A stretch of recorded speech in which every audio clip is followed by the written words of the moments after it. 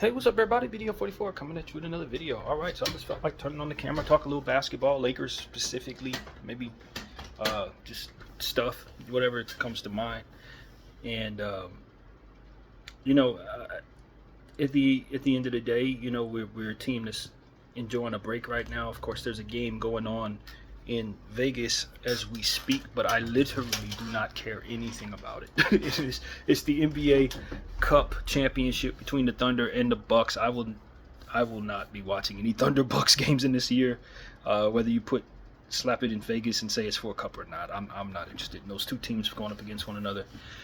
And I guess that's where I'll start. I think the NBA is really in a bad space. I was listening to I believe it was Gilbert Arenas' content, and they were essentially saying that nothing's really buzzy right now, nothing's really exciting. I think the most exciting thing they've seen all week was uh, Trey Young rolling dice on on the New York Knicks floor. It's like it was a really good game last night between the Kings and the Denver Nuggets, I think it was, but I didn't watch. You know what I mean? I heard it was great, saw a little bit, and I will be watching highlights since we play the Kings next. But it's like that game happened to be dope. It didn't necessarily mean that you were excited about it before it tipped off. So these are the type of things I think the NBA is running into.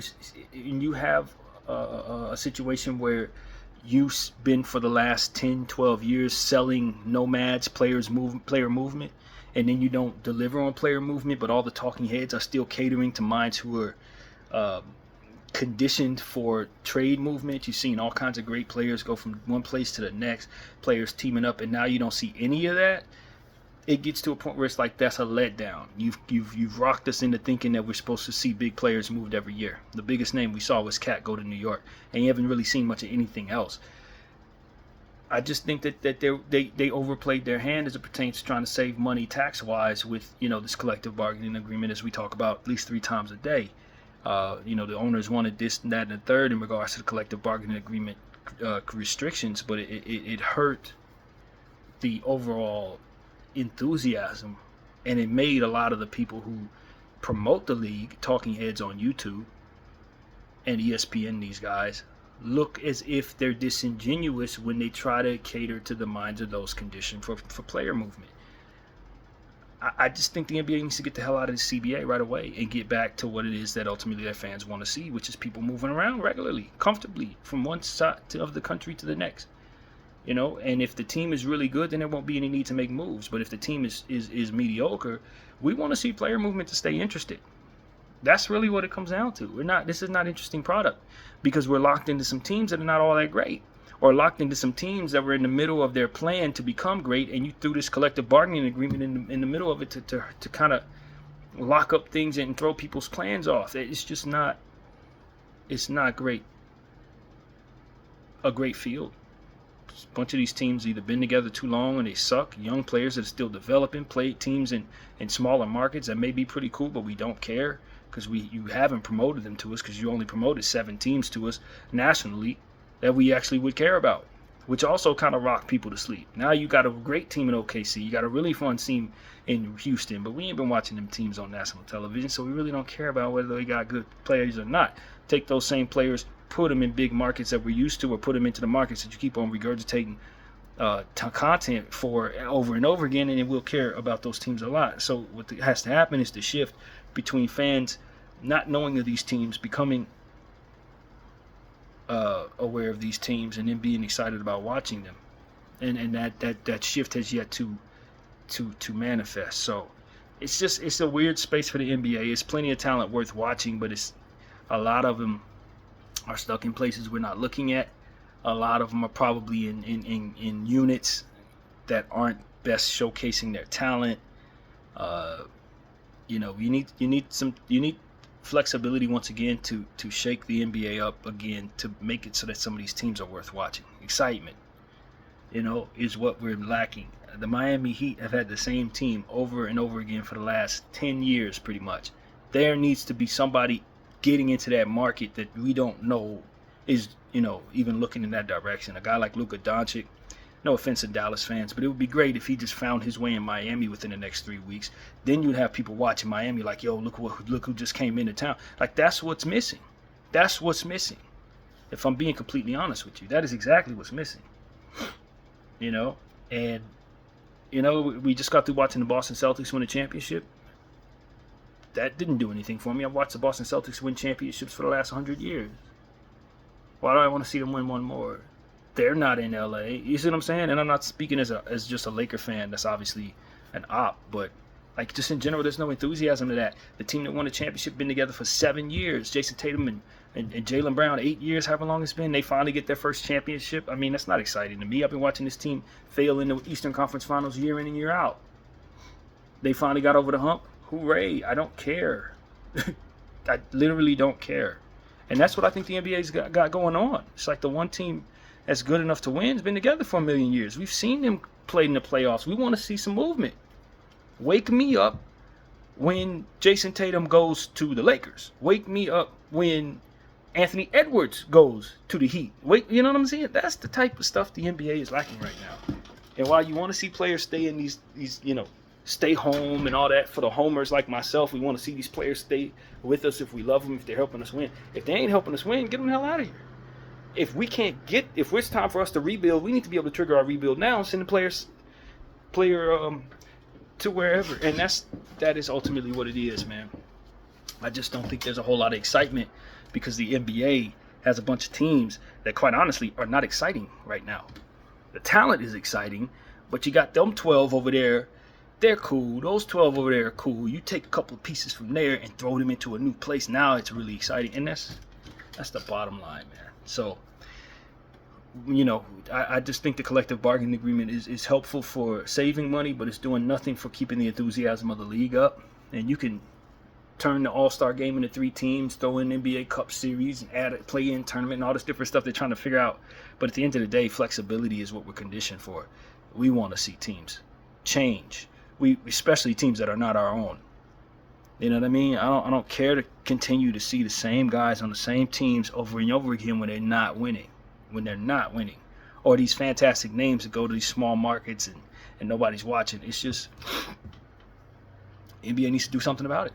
They need to do something about it. And opting out of this collective bargaining agreement at the end of this year, I think they'll be eligible to do. I think it's probably something they need to consider for the betterment of the viewership. And as I told everybody on YouTube, I think the talking heads should kind of cool out on the NBA trade videos. I really don't think they should be pushing those out. I really don't. Not to say that I'm telling people what to do or that I'm not entertained by them or anything, but I just think it's going to have a reverse effect. And we talked about that yesterday. I really genuinely think people are getting tired of you. And it's not because you're doing anything other than what you normally do, which is get us hyped up for stuff that may or may not happen. But the reality is it's probably not going to happen. And you've been doing this for a couple years. You know what I mean? And talking up players that are coming to certain places is just, with them not coming, now it's becoming a bit irritating. And that's what I'm seeing in the comment section. Ironically enough, after I made that video, that every time I look at a trade video, that's pretty much what everybody's saying. Like, yo, stop. Literally. I know you want to get us to watch content. You got to figure out something else, because if you keep telling us the trades are going to happen, these guys are not coming, it becomes irritating to watch the content, and people turn you off. So, like, I do trade videos, but I don't label it that. If I'm labeling it, I'll just say Lakers, Pelicans, and then I'll talk about what I think is possible, what I think should happen based on my team and the needs for our squad, which is, if anybody's going to be willing to do a trade right now, it should probably be us. But like, as far as like talking up the same old names, Valanciunas, DeJounte Murray, I don't think people want to see it right now. And it doesn't paint the picture of how difficult it is to get a good or even a really decent deal. With the market being as it is, with the Lakers having already given up so much of what they have, specifically with our team, we've already mortgaged so much of what would make us competitors in a trade market to where it's not really likely that we're going to be able to pull something off that we appreciate. We can pull something off, but it ain't going to be us winning the trade. And for a team that's already given up so much, you probably can't afford to lose a trade. So that's the picture that I think Lakers talking heads probably should be trying to paint a bit more, if for no other reason than to just not get on the nerves of the people who watch them. It's like, we have mortgaged a lot. That's why we're so hesitant. We're not sitting. Rob Pelinka's not sitting on his hands because he's cheap. He's sitting on his hands because essentially the organization is poor in regards to trade assets. So we can be irresponsible with those assets if it makes people feel better, but only that further makes us poor.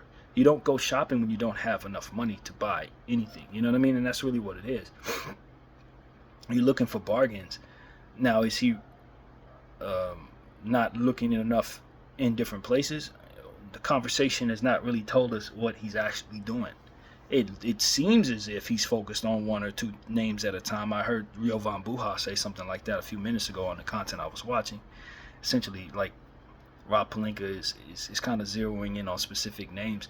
But I don't know that it's Rob Pelinka that's zeroing in on them specific names, or it's the talking heads that continue to bring about content on those specific names, and those two things are not the same thing. Not to say that Rob is doing one thing or another, because I really don't know.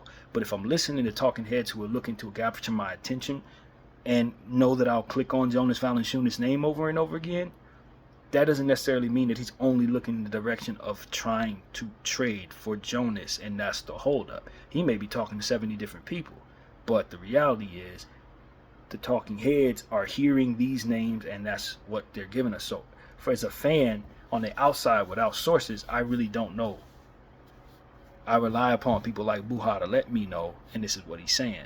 So if that's what our GM is doing, that might not be the right approach to this job. You got to talk to about 70 different people, about 70,000 names, and that's kind of how I would approach GMing.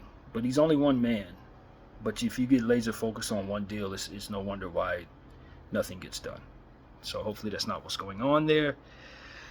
And I mean, I don't know how many options he has. There's been conversations about whether or not he has good relationships, business relationships around the league. So that might cater to why he may be only able to talk to a few teams, but he needs to be able to talk to everybody. But the person that's at the helm of our job needs to have great relationships in more than just 3 places. That's rough when you're considering and assessing his job versus what he's working with. You gotta be able to talk to more than just a few people, and if everybody's willing to hang up the phone just because it's you, you're at an even more disadvantaged position for not only negotiations but potentially intel that will help you find better deals. That's something that Genie's going to have to kind of meditate on, I guess is the word I'll use, because you want to keep the GM around, but we really are missing out on deals that probably would benefit our team. Thomas Bryant may not have been available because he asked out. We drafted him, we traded him, brought him back, he asked out. It wasn't like he was burning the world down when he was here, so maybe he wasn't an option. But at that price tag, there's no reason why we shouldn't have been in the mix. Dennis Schroeder, another guy, Laker, twice over, somebody that fits on our team right now, probably should have paid him looking at how he's produced. He goes for an affordable price tag, potentially. Maybe you feel like you could have got him too. I don't know that you look at it that way, because they obviously had the expiring deal of Melton going back to Brooklyn, which ultimately is something that's very attractive to Brooklyn. And maybe D'Lo's a bit rich to trade for Dennis Schroeder right now. But I think that if we would have did that, we probably wouldn't have had to pay the 3 picks that Golden State had to trade to get Schroeder, the second rounders. Maybe that would have been made up in the difference. So, these are the type of things that just kind of come to mind. But just like anything else, when you don't have a lot, you can't do a lot. So let's say you trade DS for DS and you give up D'Angelo. Now you don't have D'Angelo to use in another move, and you need a center. And so I can see where that doesn't manifest, even though a lot of people are kind of talking about why can't you do certain things that have been done over the last 3 days. But context helps you understand that they can't be done. That's essentially what I'm trying to say. But the point is, now that we know the price tag on different things is lower than maybe we were anticipating, him having relationships around the league that allow for him to communicate with different people is essential to finding the best deal, which is ultimately the Lakers' responsibility. And if he can only talk to 3 people or 4 people, about different stuff, no wonder we're only looking at Valanciunas, we're only looking at Portland, we're only looking at Utah, because they're the only 3 people that talk to him. It becomes a real problem. for what we got going on. That would kind of be a problem if we had a bunch of picks to trade, but it's really a problem when you only got 2. And so people are looking to fleece you, people are looking to hang up the phone on you. It becomes a real deterrent to movement in a already restrictive space. So that's really what it is. I just don't know what to say. I think Rob Pelinka's in a very tough spot. It's not enough information on my end to really know if what I'm looking at is what it looks like. But as I've said several times, I just don't think the Lakers are able to get as good as they need to get with what has been rumored. However those rumors manifest, whether it's reality or people just, giving me what they think I want to hear, it still becomes a situation where if those are the names, I don't like our chances. And that's why I made the video on the Pelicans this morning, because I think they have stuff that may be a little more expensive, but if we're going to be moving stuff to get better, the aim is to get good enough to win the championship. And if it's not, then moving our assets is unacceptable, in my opinion. I know a lot of people don't agree with that, but if it can't get us good enough to win a championship, nothing should be going out when you're as poor as we are in this way.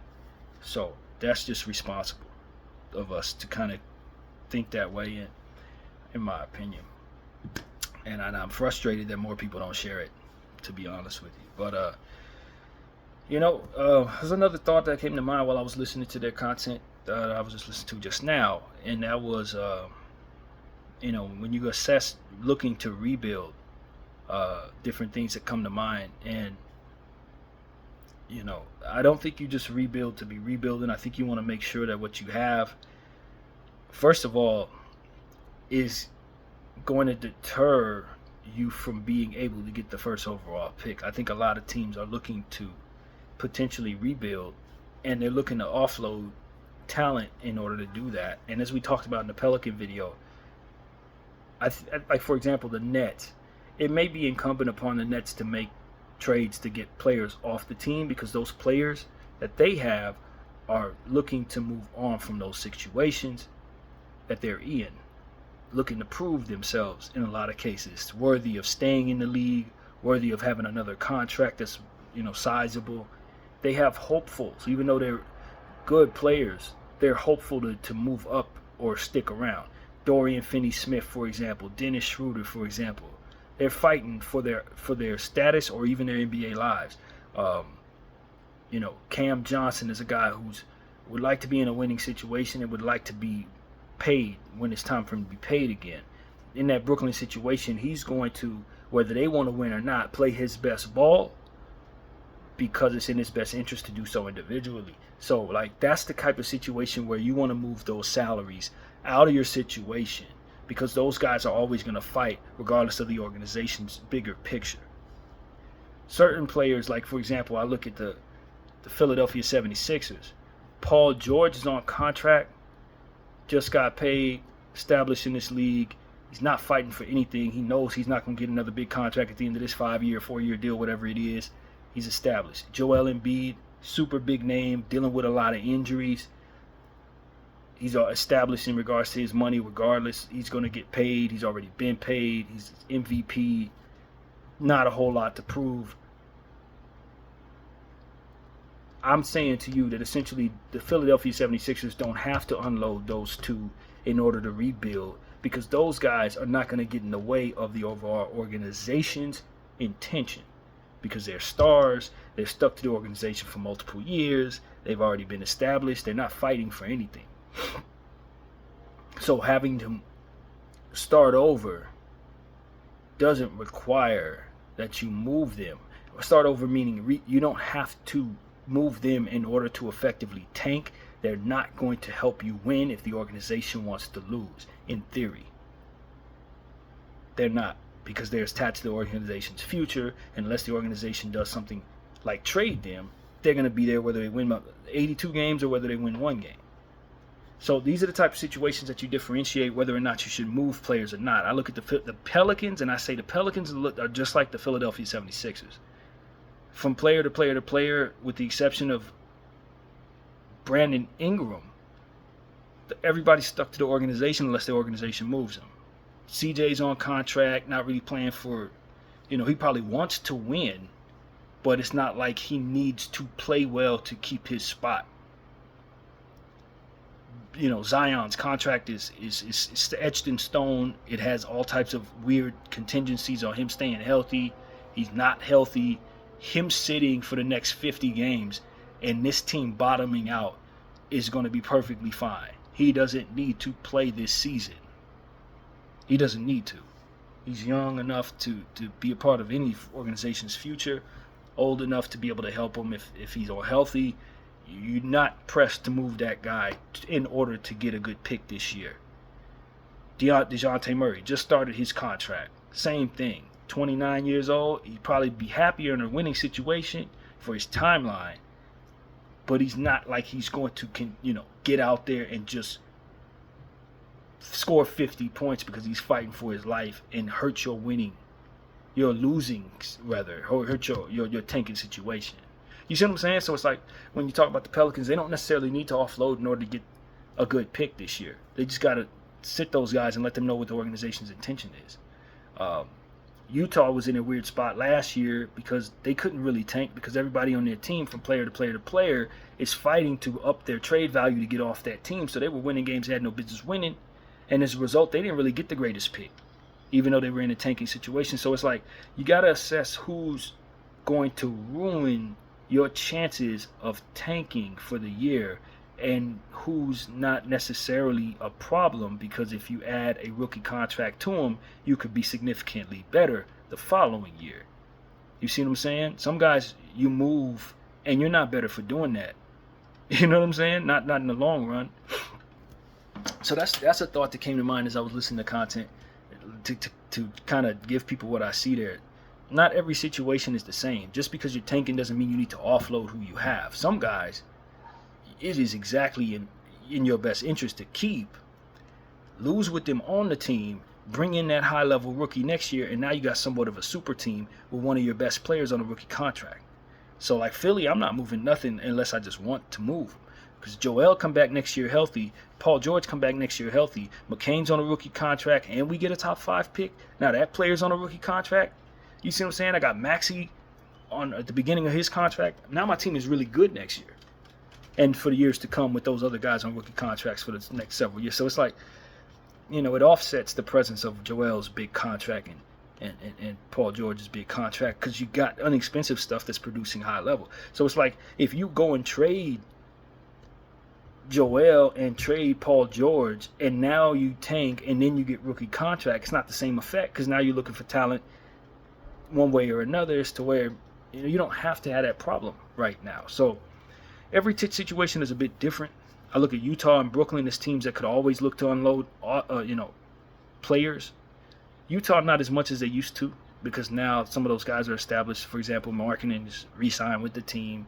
Kessler looks like he's going to re-sign with the team. So it's not the same thing. Maybe they could afford to move a Clarkson and a Sexton, but it's not the same tanking need for them. They got so many young players, they just need to develop them. So it's a different thing now, but you know what I'm saying? That's really what it comes down to. Not every team is the same. I look at a team like Toronto, and I don't think that the sum of what they have is good enough to win a championship if they bring in first overall pick or whatever. But you got Scotty Barnes in place. RJ Barrett looks really good there. And so those are the type of pieces that I'm probably going to hold on to. And then there's a lot of young talent that they brought in on rookie contracts that all are comparable to each one another's timeline. So you already have a young team in place. If you tank, you really don't have to move a lot. But a guy like Pirtle, maybe you move, you know what I mean, to a winning situation. I don't know if Quickly, you start looking at Quickly, you see him having injury issues. He's somewhere in that young range, so I guess you can hold on to him too. So, Toronto doesn't necessarily need to offload everything and still tank. Washington, of course, is in a great position to tank regardless. Jordan Poole probably could be moved, but he doesn't have to be based on his age. Valanciunas obviously should be moved, but that's about it. Everything else is young. So it's like some of these tanking teams, they don't have to unload or they don't have anything to unload. But others, specifically the Pelicans and the Philadelphia 76ers, may be looking to unload, and I don't think they need to in order to effectively be at their best for tanking. So, yeah, that's what comes to mind for me, especially with this being a phenomenal draft potentially. Players that are at the top of that draft looking like they could step out and really help right away, or have a ceiling that could be life-changing. I don't think you really want to give away talent that can help players at the top of this draft win. That's what I'm saying. I don't necessarily know that I need Ace Bailey to be surrounded by a bunch of trash. Ace Bailey may be able to help a team like the Pelicans win. You see what I'm saying? So long as the Pelicans doesn't offload everything, that's win now. So it's just what I've been brainstorming a little bit in regards to the league as a whole. Another thought that came to mind while I was listening to content was the Lakers potentially overusing players on the team.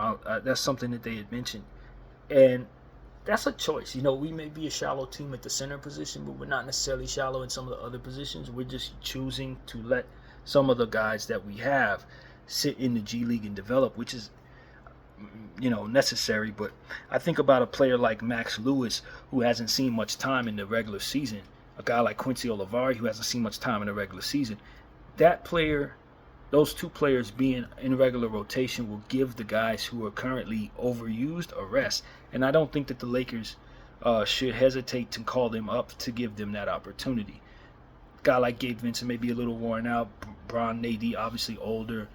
Max Christie and those guys are younger. But for us to only go 7 or 8 deep and act like that's a necessity is not necessarily the truth, because we do have a Max Lewis, Quincy Olivari, Bronny James, who are guys who are supposed to be contributing to this roster based on their structured positions on the roster with not too many people ahead of them.